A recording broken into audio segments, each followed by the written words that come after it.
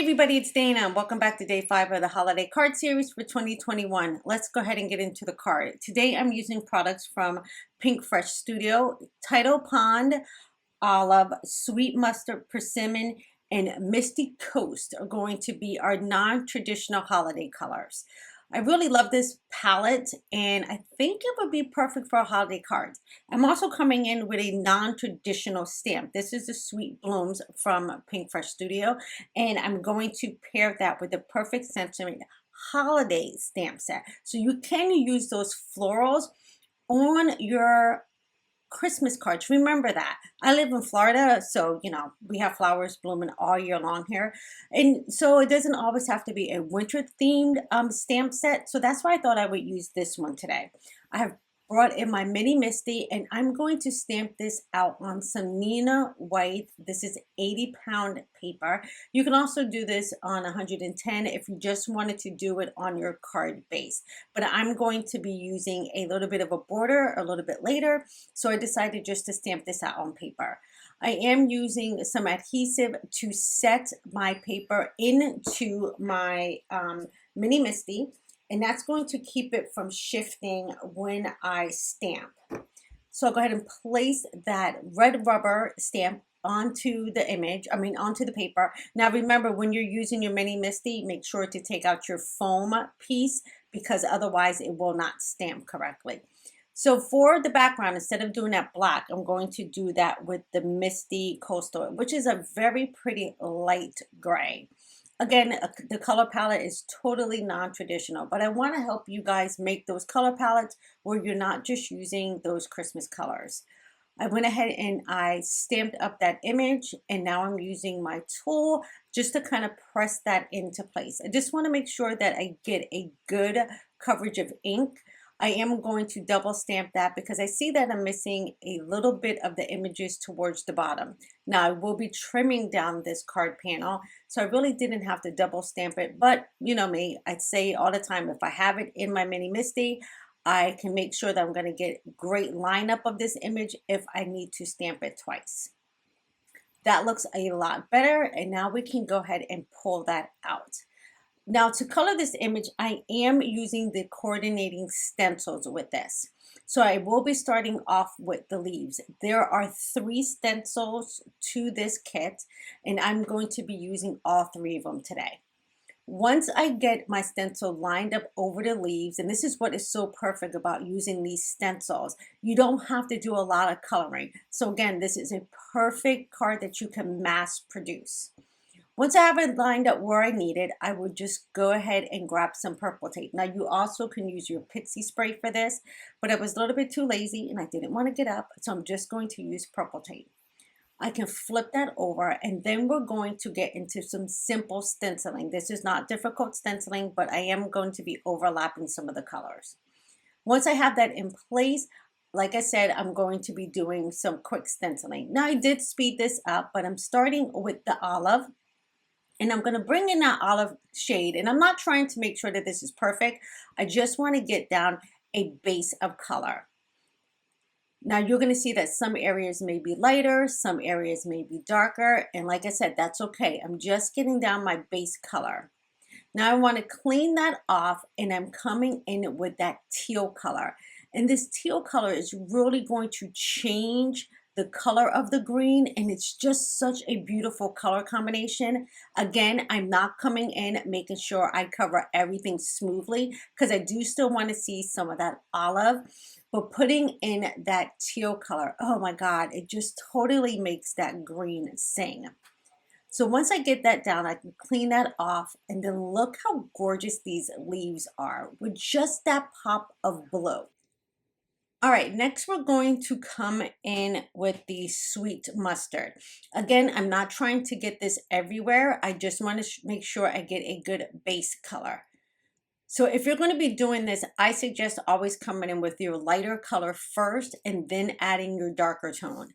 As you can see, I do like to tap off some of the ink onto my glass mat, so I just don't saturate the colors too quickly. Next, I'll come in with that persimmon, and same thing, just coming in bits and pieces here, not trying to overtake the yellow, but just adding a little bit of depth with that persimmon. And these two colors work well together because they're not going to make that muddy brown look.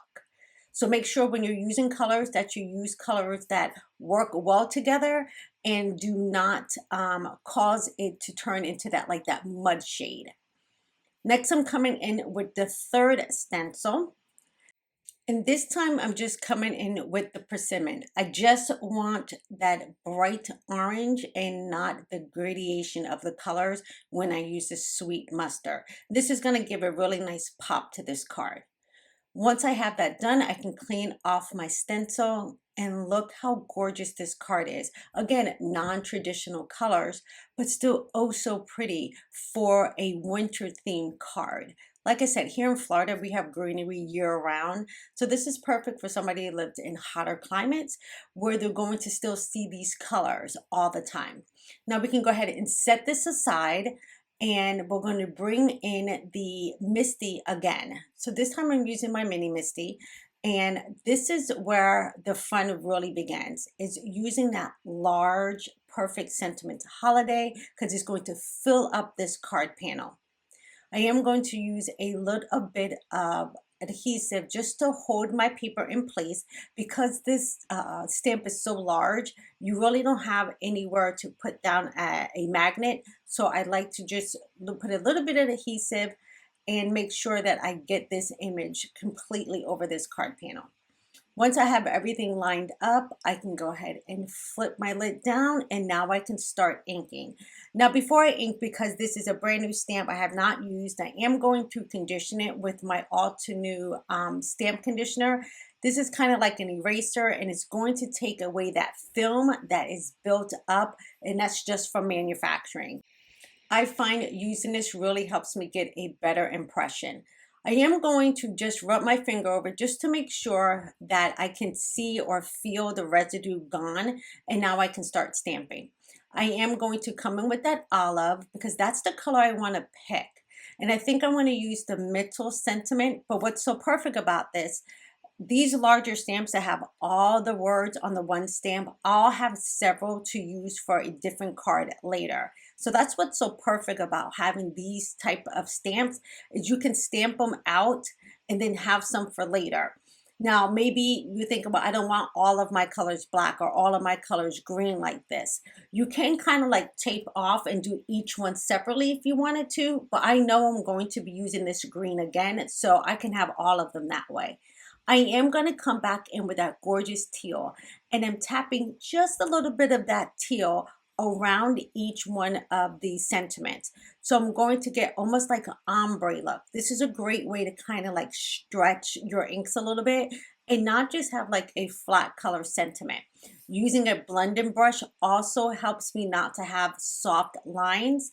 Now, if you didn't want to do this and you just wanted to keep it one color, that is absolutely perfect. But I do love the ombre effect of this.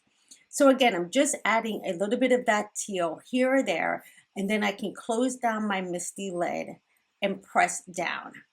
So I'm gently pressing that first, but then I brought in my handy little stamp tool, and that's going to give me a little bit more pressure. Now, the gradation on this is going to be very subtle, almost a little bit more subtle than how we did the background, but you are going to see that slight variation between that olive and that TIDAL pond. It's just so pretty. I am going to add a little bit more, and I do this probably about 2 to 3 times. Now the color is going to actually saturate into the paper as well, so my sentiment's going to be a little bit more concentrated than it was when I was just doing the blending on the background through the stencil. Again, this is just going to give me some slight variation in color on my sentiment. But of course, if this is too much and you don't want that, you can totally skip this part. But I just feel like pulling all of those colors together is really going to work on this sentiment. Now, once I have that stamped out, I'm going to kind of bring this up close to you. And you're going to see the darker blue area and then just the brighter of the green. So you can totally see it in that Merry and that Christmas, as well as in the season's greetings. It's just so pretty. It just makes a world of difference when you're doing these dies like this. So now I can come in with the coordinating die. And again, this coordinating die is going to cut out all of the words at once. So pairing that stamp set with the coordinating die really allows me to have a lot of those sentiments on hand for a little bit later. I do believe this also might come with a hot foil plate. I don't have the hot foil plate, but that is also an option for you. So now all you have to do is line up the die over the words, and then I'm gonna go ahead and run this through my die cut machine. But in order for it not to shift, I am going to grab some purple tape just to kind of tape this in place so it doesn't move. Now I will have a bunch of sentiments that I can use on cards either this year or next year. Now, once I bring in that card panel, you're gonna really see how gorgeous these sentiments look against this panel. And remember, I'm using a non-traditional stamp set here, you guys. And look how pretty this looks. It still has a Christmassy tone to it, but it's just not over the top Christmassy. Now I'm gonna bring in my trimmer because I wanna trim this panel down a little bit because I do wanna have a border around this. Now, usually you can just go ahead and do this and put a piece of colored cardstock behind it in order to have a matte, or you can do the white on white, which looks very clean and simple. And I am a fan of having white cardstock on top of just the white card base, but this time I wanted a little bit more of a pop of color. So that's why I'm trimming this down. And I'm just trimming it about 1/8 of an inch on all 4 sides, which will give me 1/4 of an inch on top and bottom. I just line that up, and then I can go ahead and press down my handle, and I'm going to get a nice piece that I can mat. So look how gorgeous this looks. Oh my God, it's so pretty. But again, remember I said I wanted to do that border, right? I want my colors to match, and I don't have matching paper for this. So I'm going to come back in with that persimmon and make my own colored cardstock.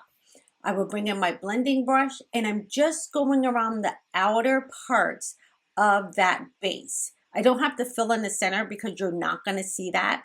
But sometimes when you have inks but you don't have matching papers, make your own paper. So this way everything coordinates on your card. Again, I'm just bringing it in all the way around the sides, and I'm not caring about the middle because nobody's going to see that because our card panel is going to be on top. Once I get all that blended, look at just that little pop of color on the background really makes this card stand out. It actually makes the color panel look a lot brighter. And then we can finish off with that gorgeous sentiment we created. I hope you guys are really enjoying the card series. And don't forget that I have that ink color combo over on my blog on the sidebar. So you can pick that up, and you're going to find all the colors that I'm doing for this holiday card series is in that guide, as well as different company inks that will match this color palette that I have here. Again, you can mix and match your inks to get a beautiful color combo if you just don't have the full lot of one company's ink. Now I can go ahead and put down my sentiment. I am going to pop this up on some foam tape, and this way I just have a tad bit of dimension to my card. Once I have that foam tape all the way on the back of the sentiment, I can go ahead and press that down into place. Now I did want to bring in a little bit more yellow into this card and a little bit more blue. So I did grab some gems. These are Lucy's, little Lucy's gems. I'll link those below for you. And I'm just kind of putting them around the card. I'm not actually covering up really any of the flowers, but I did just want a little bit of sparkle. All right, once that is in place, this card is finished. Now you guys know I want you to see the same color palette in another card. So let me share that with you right now. So for my second card, I have the same color palette, but this time I use the nested Chevron stamp set, but I still kept the same sentiments. All right, everybody, thanks so much for hanging out with me today. I will see you back on Wednesday for day 6. Have a fantastic day and stay safe.